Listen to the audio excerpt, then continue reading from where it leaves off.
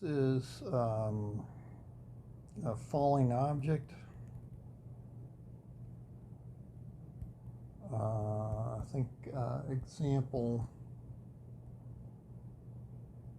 2.24, I believe, and but it gets its start back in 2.21, and it mentions this quadratic air resistance, where it sets up the model. And in this case, they look at this notion that the resistance force, F sub r, is proportional to the square of the velocity. Now, where would something like that come from? Well, you would do experiments and so forth and decide that maybe seemed to be the relationship. And so what they do is they take the resistance, and they also look at gravity then. So the total force is equal to the force of gravity plus then the force of resistance. And they say, well, the force of gravity is just the mass times the acceleration due to gravity. And that's they've got that in the, now notice, if that's all positive is actually heading down, because the force is pushing down. And then minus, in the opposite direction, kV squared, where I guess we'll assume in this case that K is greater than 0. And so we have that, but then if we say, well, force is just mass times acceleration of the object, and that's just mass times v prime of t. Well, then substituting for F, we have v prime of t is equal to g, okay, because I'm dividing through everything by m, minus k over m v squared. Okay, so we have that. And I could write it as they suggest in the Leibniz notation, dv dt equals g minus k over m v squared. Okay, so we have that differential equation, and then in example 2.24, they actually solve this equation. Now they write it just slightly differently. They, for whatever reason, decide to write it as minus km v squared plus g.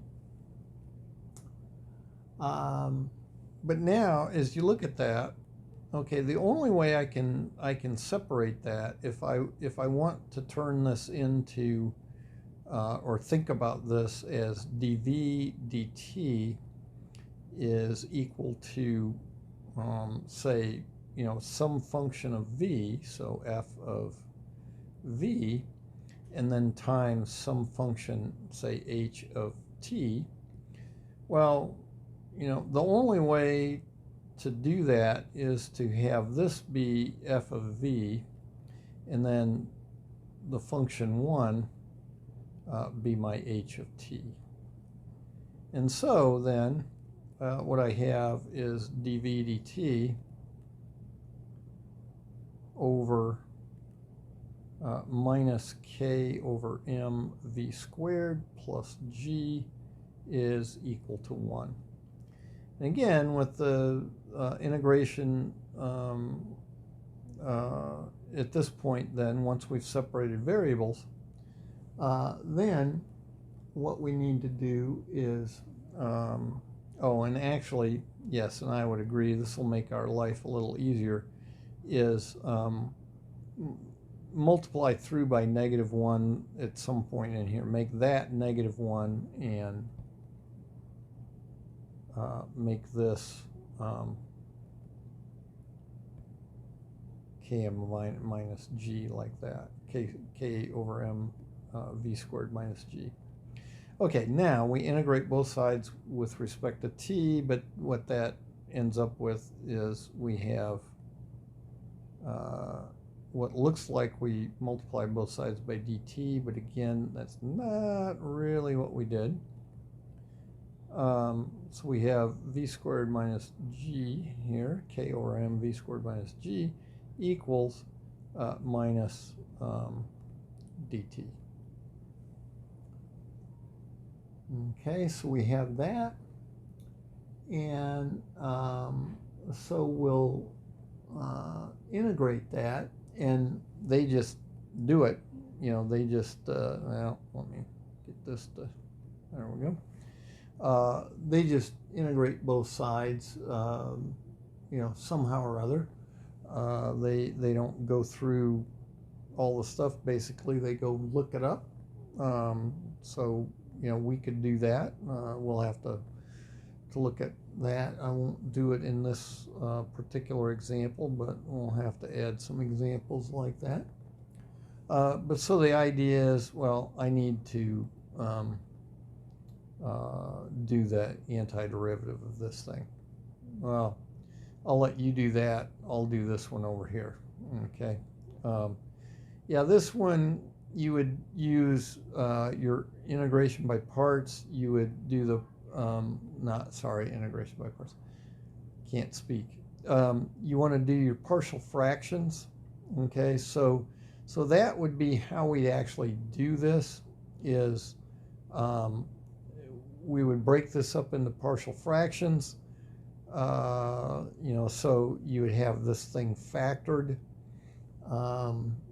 and I can factor this as, you know, the square root of k over m v plus the square root of g, I think, times the square root of k over m v minus the square root of g.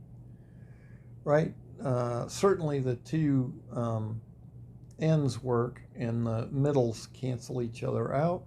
And see, so that's how you would factor this bottom, and then you would do the partial fraction idea of breaking this up into the sum of two fractions, where these are the denominators, and all that stuff that you did in calculus 2. Okay, so that's the idea. But you do that, you usually get logarithm things, and in this case you do.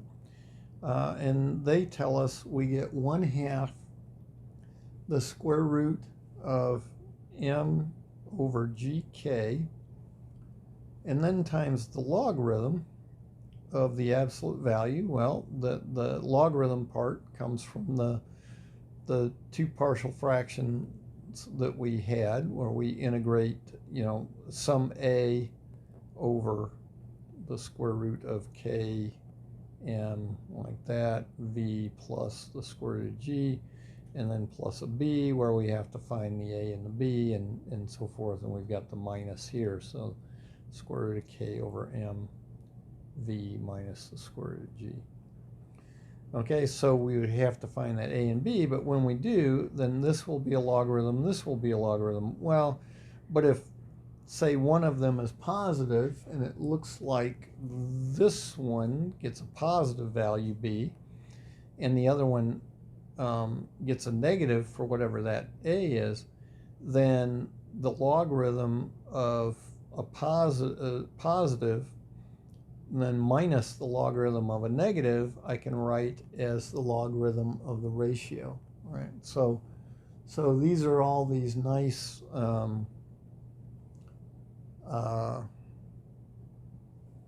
algebraic things from Calculus 2. And so we get v minus like that, and v plus the square root of mg over k like that. Okay, and then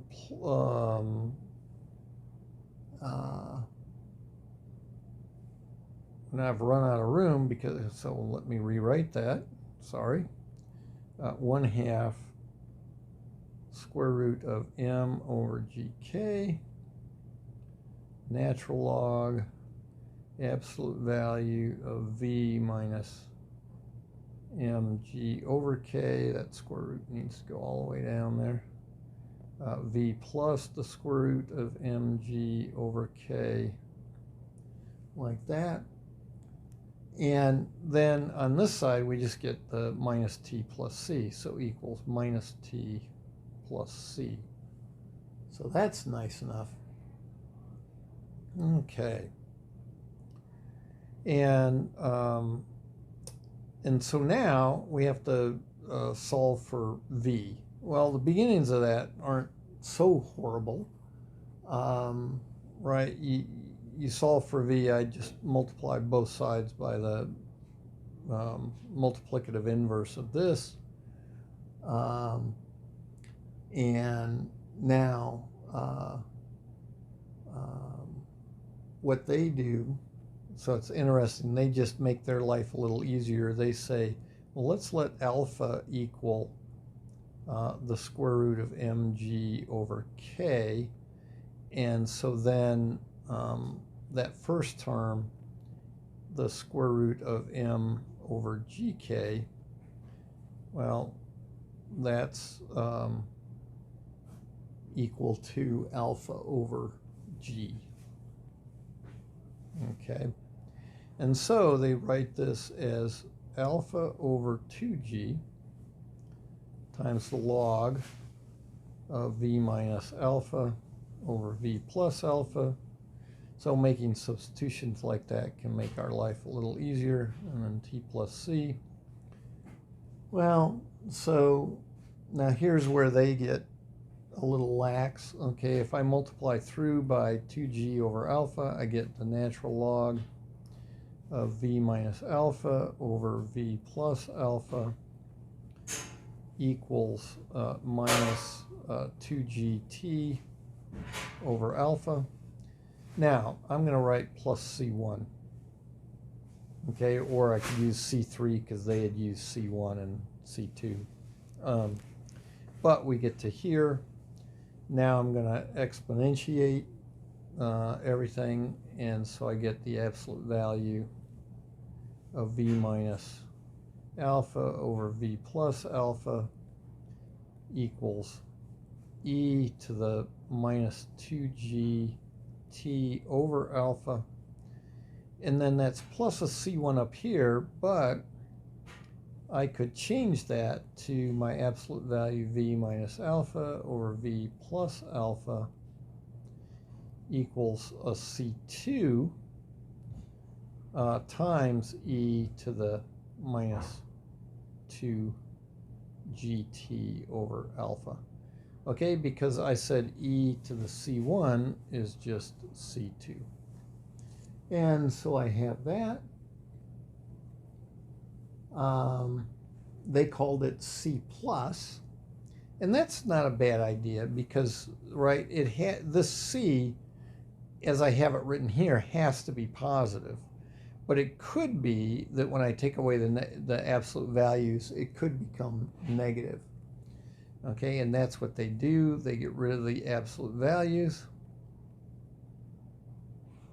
V plus alpha equals plus or minus C2, we don't know which it is, e to the negative 2gt over alpha. Okay. And then they argue that well, if I didn't know exactly what C2 was, other than it's an arbitrary positive constant,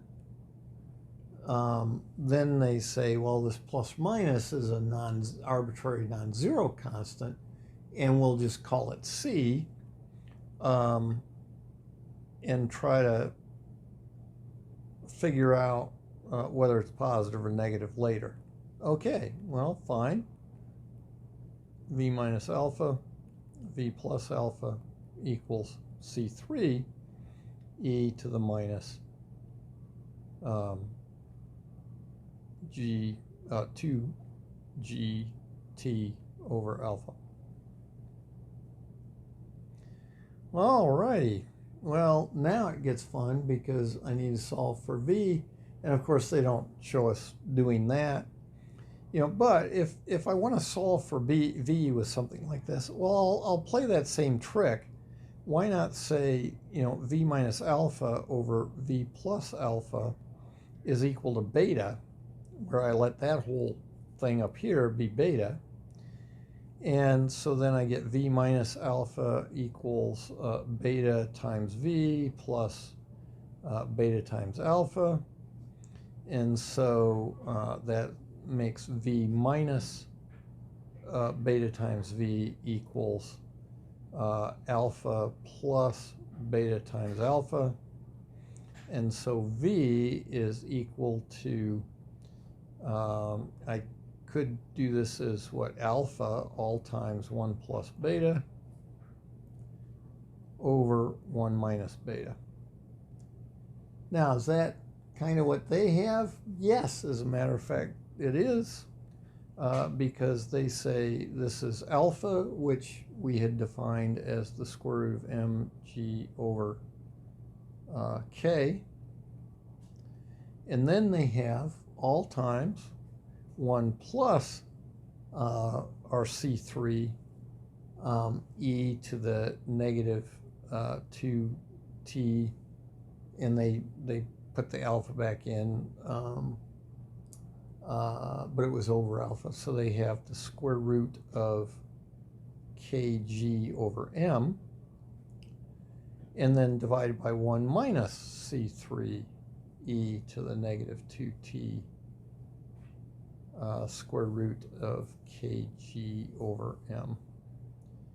Okay, so you see that's how they did it, and again, making substitutions like that to make your algebra easier is a nice way to go. So that's what they get for this solution. Now they actually then they use the initial condition v of 0 equals mg over k, and in that case, I guess they decide C3 equals -1, and so that just flips these positives and negatives here. And so then what they do is they use an identity for the hyperbolic tangent, which is really just a couple of exponential functions put together.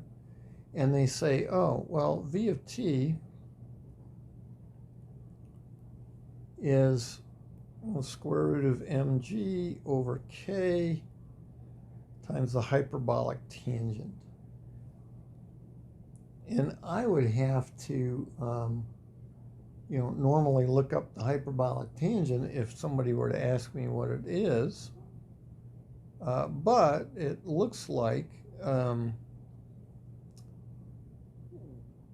we can kind of get that. I guess one identity would be that it's 1 minus e to the negative, well, can't see, there we go, e to the negative 2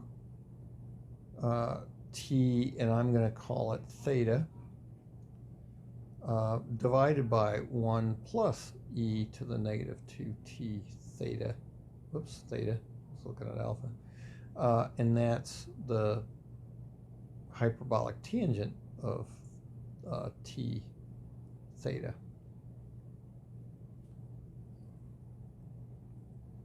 And so, okay, that's a hyperbolic tangent. So the hyperbolic trig functions are actually just exponentials put together in certain ways, and they have identities. And if you ever looked at those much, which you probably didn't, you would realize, yeah, they're just exponentials. So we could have left this in this form and never talked about a hyperbolic tangent function. But I think it's kind of nice that they point that out. Some of you want to be engineers, and so you'll see hyperbolic tangents and sines and cosines and so forth. But they're not really scary. They're just exponential functions. Well, unless you think exponential functions are scary. And so here we have their solution for v of t. And, and they just say, well, let m equal 1, g equal 9.8. I should probably put meters per second squared, kilograms here, and then k is 0.004 newtons per meter per second. Squared. So that's k, and they say, oh, why don't you plot that? Well, I did somewhere here. Whoops, I'll get that back. And so here I put it in decimals. I let m be 1, g be 9.8, and k be 0. Whoops, what just happened? Son of a gun. That just cleared it for me. Well, stop the video and go back, I guess. It looked, whoa, oh yeah, I can't draw on there. I keep thinking I can, but I can't. So, I don't think I can undo or anything. So, well, that pissed me off. I'm not sure why that did that. I probably hit something. Oh, crap. Well, anyway, so go back here. So you saw it for a moment, and it kind of looked like that, and somewhere near t equal 20, it jumped up to this value that we would tend to call a terminal velocity. But if we look back, way back here somewhere, notice that if this equals 0, if v squared v squared times k over m minus g is equal to 0, then v prime is 0. Or in other words, things don't speed up. And so v squared, what is it again? K over m? Come on, people, talk to me. Yeah, k over m times k over m minus g needs to equal 0 for the derivative to be 0. Well, where does that happen? That's v squared times k over m equals g.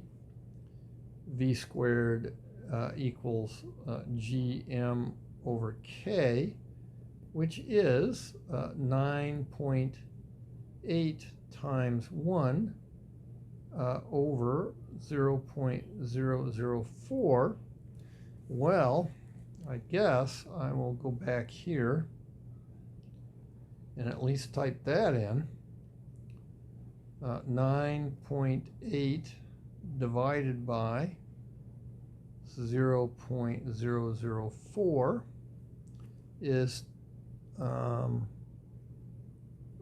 did I do that? Yeah, 0.004. Oh, wait, no, wait, I gotta go back. Okay, was it, did I do that right?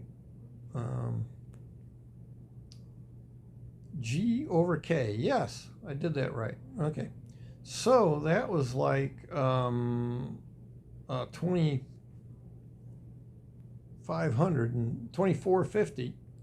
But now if I do the square, didn't want that there. I want it down here, so let me undo, put that there, square root 2,450,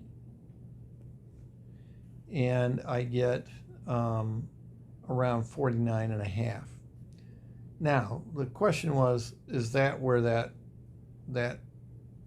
graph was? And I'll just have to depend on you. I don't remember. And so we get V equals 49.5-ish. And, so you could look at that graph, and at t equals 20, were we up here along, somewhere near 50 for a y value. And you can back the video up and look. I think we were, but I'm sorry, I can't say that for sure. And